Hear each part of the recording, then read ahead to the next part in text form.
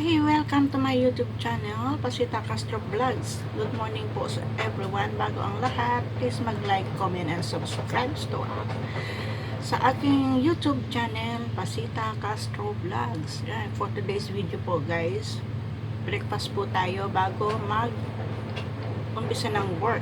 Buhay ng OFW dito. Ngayon, breakfast po muna tayo. Wala sila amo, kaya kain muna po tayo kasi lilipat po kami ng bahay. Dami-dami ng liquid dito sa bahay. Tapos ayun, mag-aano ko, mag-i-impake. Ito la sila amo. Yan, ang pagkain ko po guys is tinapay na may mayonnaise at kape. Ito po tayo guys.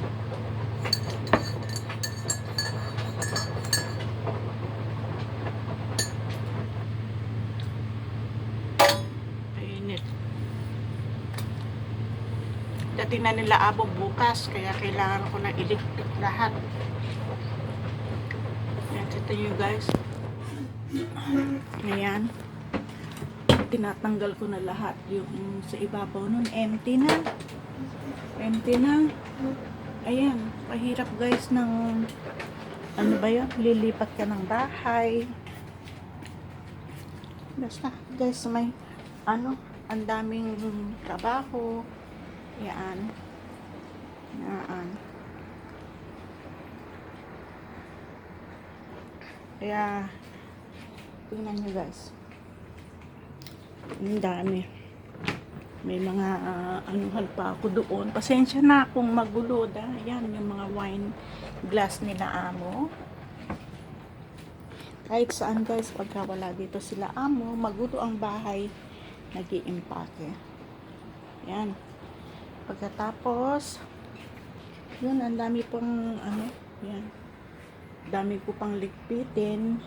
Kaya mahirap guys. Lahat magulo pa dito sa bahay. Kasi nga, ayan, nagliligpit ako, nagtatanggal ako ng, ano ba dito. May mga nakasampay. Tapos ano ako gabi. Tinatanggal ko lahat ng mga bedsheet pagka wala sila amo. Kaya guys, ang hirap pagka yung lilipat ng bahay sila amo, tapos i-ano nila lahat sa akin ng ligpitin. Kaya yan, yung mga gustong magtrabaho gustong magtrabaho ng abroad, ganito ang buhay dyan, lalo na pag walang sa sariling bahay yung amo. Pagdating ng yung may-ari ng bahay kailangan na yung bahay kailangan mo nang lumipat. Kaya sabi nila amo, okay, mag-pack ka ng things habang wala kami para konti na lang ililipat. Anyway guys, next month lilipat kami doon sa may kabilang building sa tabi ng dagat ulit. Mabuti na lang at malapit. Hindi na kami lalayo pa dito kasi nga pagka umalis kami dito, lilipat sa ibang lugar, panibagong ano na naman sa lugar. Kailangan mo aralin yung daan, kung saan papunta, kung saan mo gusto, yung pag-uwi galing sa galing sa day off. Kaya guys, ang mahirap talaga pagka ganito. Pagod. Yung lalo na pagka nagkakaedad tayo, ayan, madaling hingalin.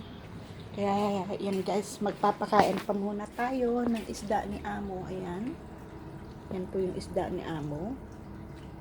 Kainin po muna natin para kasi yan ang aming dito sa bahay, yung yung alaga ni amo. Magpapakain tayo ng isda.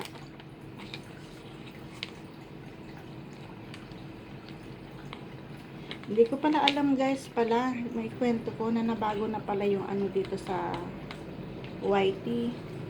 Alam mo ba dati may i-on ko lang para ma-i-on yung monetization. pero nabago na, kailangan mo mag-answer question dun sa ano bago ka i-on. Kaya nagtataka nga pala ako kung bakit naka-off yung ads ko. Yun pala, kailangan mo palang i-answer yung question nila bago i-on nila ulit yung iyong monetization, yung sign, dollar sign. Kaya guys, tatapusin ko na lang muna itong aking breakfast at ayan naglalaba pa ako. Sorry, nakita niyo na yung hita kong pangit. So guys, hanggang dito na lang ang aking video.